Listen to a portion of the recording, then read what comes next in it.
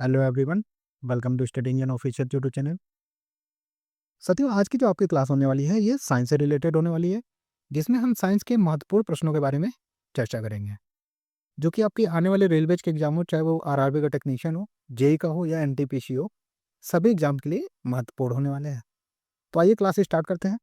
पहला क्वेश्चन देखते हैं, विटामिन बी3 का रासायनिक नाम है।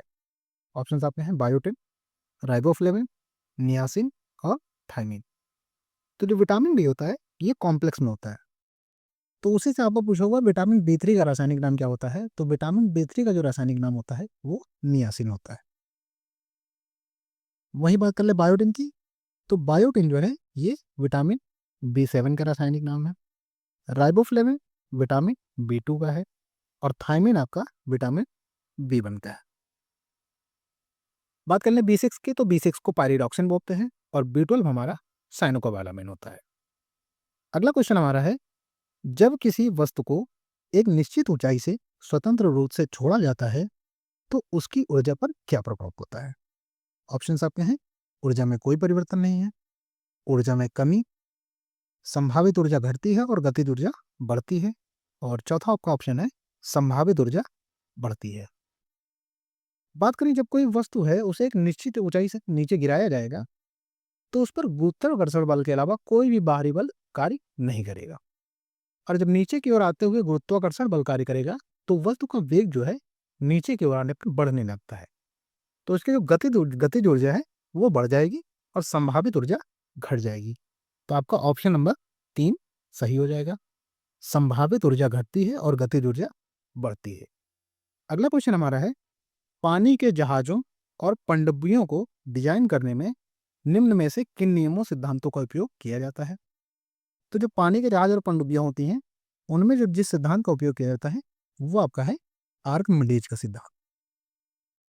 अगला हमारा क्वेश्चन है, निम्नलिखित में से कौन सा पुलों, लोहे की रेलिंग और धातुओं से बनी सभी वस्तुओं को नुकसान पहुंचाता है।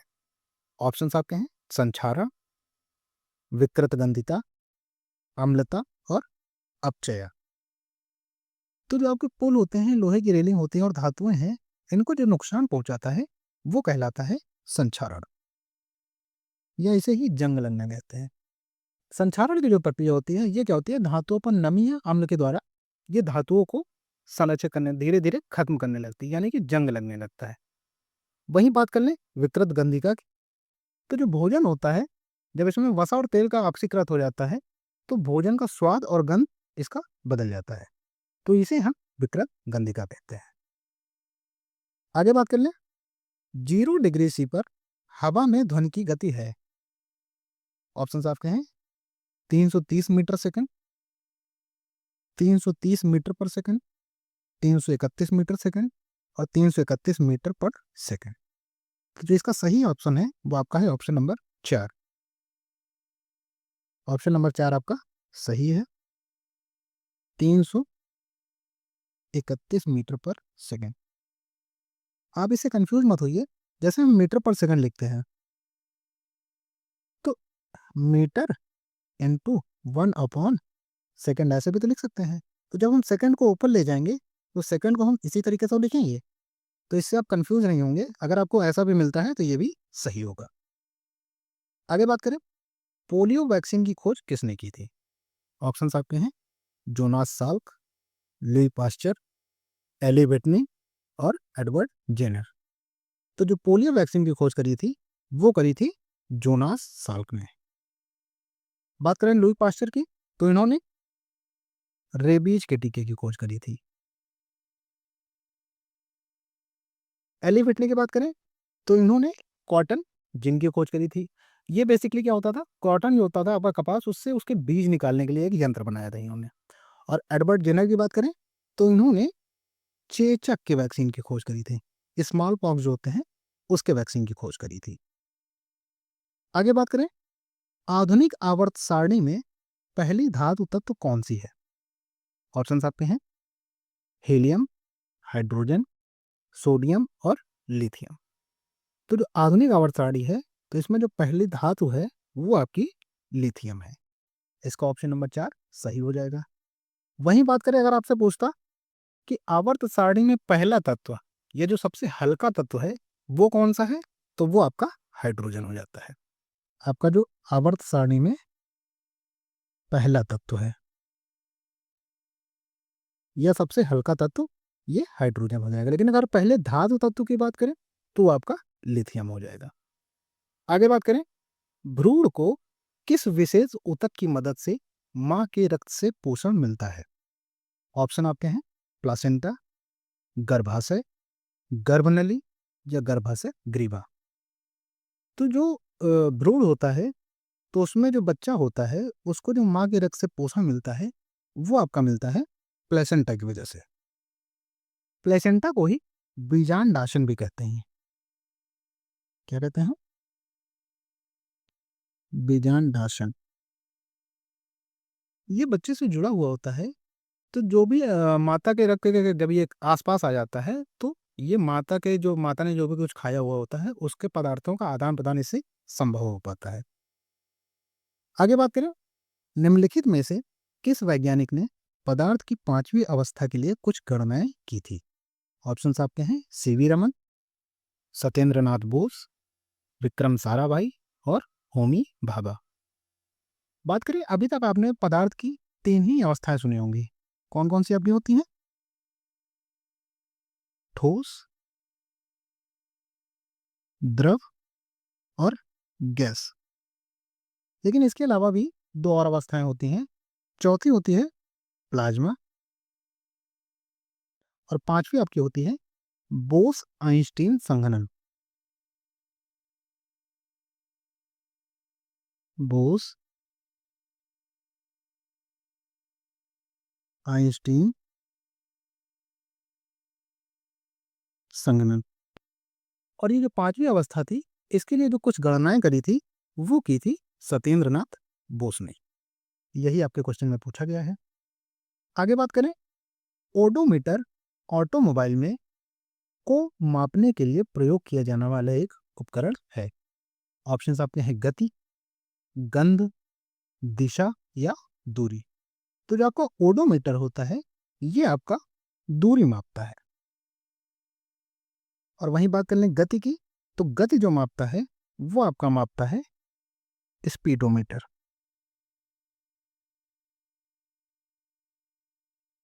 बात करें दिशा की, तो दिशा सूचक यंत्र जो होता है वो आपको दिशा बताता है।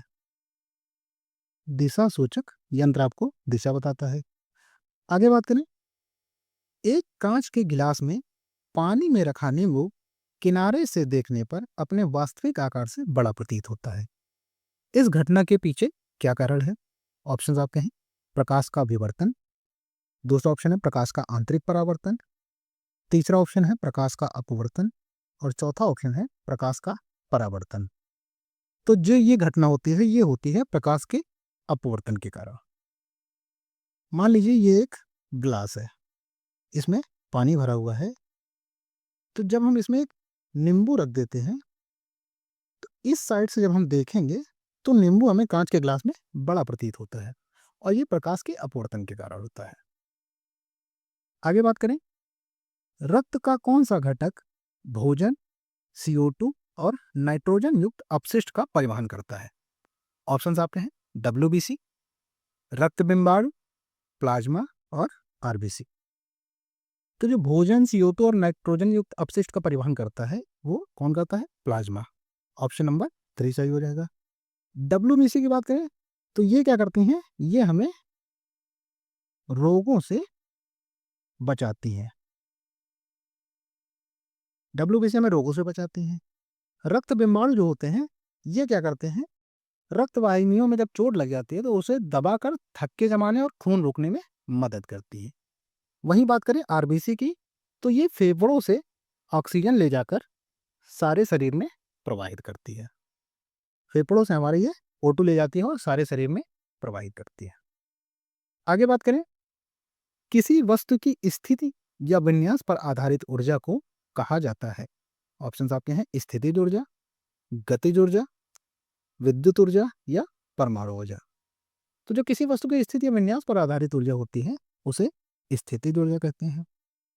गतिज ऊर्जा जो होती है जो होती है वो गति के कारण उत्पन्न होती है। वस्तु की गति से उत्पन्न ऊर्जा गतिज ऊर्जा कहलाती है। वहीं बात करें विद्युत आवेश से जो उत्पन्न होती है, विद्युत आवेश से उत्पन्न ऊर्जा जो होती है वो आपकी विद्युत ऊर्जा कहलाती है। और परमाणु के नाभिक से ऊर्जा उत्पन्न होती है वो आपकी परमाणु ऊर्जा कहलाती है। परमाणु के नाभिक से उत्पन्न ऊर्जा परमाणु ऊर्जा कहलाती है। अगला हमारा क्वेश्चन है, एक ध्वनि का तारत्व उसके पर निर्भर करता है। तारत्व यानी कि जो पिच होता है वो किस पर निर्भर करता है? ऑप्शन आपके हैं आवृत्ति, तरंग दैर्घ्य, आयाम और लय। तो जो ध्वनि का तारत्व होता है यानी कि पिच होता है वो आपकी आवृत्ति यानी कि फ्रीक्वेंसी पर निर्भर करता है। कैसे? जैसे ही पिच बढ़ती है वैसे वैसे ध्वनि क्या होती है? पतली और सुरीली होती जाती है। लेकिन जैसे जैसे पिच डाउन होगा वैसे वैसे ध्वनि मोटी होती जाती है। तो इसीलिए ध्वनि का जो तारत्व होता है वो किस पर निर्भर होता है? आवृत्ति पर। आगे बात करें, डीएनए फिंगरप्रिंटिंग के जनक कौन थे? ऑप्शंस आपके हैं James Watson, Hargobind Khorana, Alec Jeffreys और निरेनबर्ग। तो जो डीएनए फिंगरप्रिंटिंग के जनक कहलाते हैं वो दुनिया में जो जनक कहलाते हैं वो कहलाते हैं आपके एलेक जेफ्रेयस। लेकिन अगर आपसे पूछ ले कि भारत में डीएनए फिंगरप्रिंटिंग के जनक किसे कहा जाता है तो वो आपके कहलाते हैं लाल जी सिंह। ये आपके भारत में डीएनए फिंगरप्रिंटिंग के जनक कहलाते हैं। क्वेश्चन दोनों तरह से पूछ सकता है। अगर दुनिया में पूछेगा तो एलेक जेफ्रेयस और अगर भारत में पूछेगा तो लालजी सिंह। अगला क्वेश्चन हमारा है, सोनार का पूर्ण रूप क्या है? ऑप्शंस आपके हैं साउंड इन नेवी, लेकिन नेवी डबल हो गया है, sound in navy and in receiver. दूसरा ऑप्शन है साउंड नेविगेशन एंड रेंजिंग। तीसरा ऑप्शन आपका है sound not in aircraft range और चौथा ऑप्शन है साउंड नेविगेशन एंड रिसीविंग।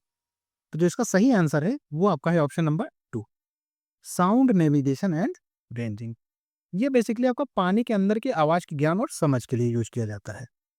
आगे बात करें, प्रकाश तरंगें किस प्रकार की तरंग होती हैं? ऑप्शंस आपके हैं अनुप्रस्थ तरंग, अनुदैर्ध्य तरंग, उपरोक्त दोनों या इनमें से कोई नहीं। जो प्रकाश तरंगें होती हैं एक प्रकार से विद्युत चुम्बकीय तरंगों के रूप में प्रसारित होती हैं। तो जो विद्युत चुम्बकीय तरंगें होती हैं ये कौन सी होती हैं? ये अनुप्रस्थ तरंगें होती हैं। तो जब विद्युत चुम्बकीय तरंगें अनुप्रस्थ होंगी तो प्रकाश क्या होगी? वो भी अनुप्रस्थ तरंग हो गया। वहीं बात करें अनुदैर्ध्य की तो जो ध्वनि तरंगें होती हैं ये आपकी अनुदैर्ध्य तरंगें होती हैं।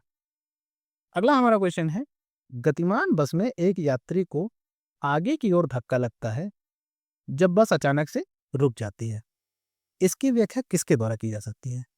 जैसे आप जा रहे हैं बस में, बैठे हैं या खड़े हैं, तो बस चलते हुए अचानक से जब रुकती है तो हम क्या होते हैं आगे की तरफ हमें धक्का सा लगता है। वहीं जब हम कहीं बस में बस स्थिति में है, आराम से खड़ी है बस और फिर चलने को होगी तो हमें पीछे की ओर झटका लगता है। तो जो ये व्याख्या है ये आपकी कौन सी है? ये न्यूटन के पहले नियम की है। न्यूटन के पहले नियम को जड़त्व का नियम भी कहते हैं। आगे बात करें, कौन सा जीव त्वचा से सांस लेता है? ऑप्शंस आपके हैं सांप, केचुआ, बंदर और मनुष्य। तो इनमें से जो सही ऑप्शन है वो आपका है ऑप्शन नंबर 2, केचुआ। केचुआ और आपका एक मेढक, ये दोनों त्वचा से सांस लेते हैं। आगे बात करें, एक पौधे की कोशिका भित्ति किससे निर्मित होती है? ऑप्शंस आपके हैं सेल्यूलोज, कार्बोहाइड्रेट, लिपिड और लाइपोप्रोटीन। तो जो आपका सही आंसर है वो आपका है सेल्यूलोज। जो पौधे की कोशिका भित्ति होती है वो सेल्यूलोज की बनी होती है। सेल्यूलोज के अलावा ये पेक्टिन से भी बनी होती है। तो अगर आपके ऑप्शन में सेल्यूलोज है या पेक्टिन है तो दोनों सही होगा। आशा करता हूँ क्लास आपको पसंद आई होगी। अगर क्लास पसंद आई हो तो वीडियो को लाइक करिएगा, अपने दोस्तों के साथ शेयर करिएगा और ज़्यादा से ज़्यादा सब्सक्राइब करिएगा। धन्यवाद।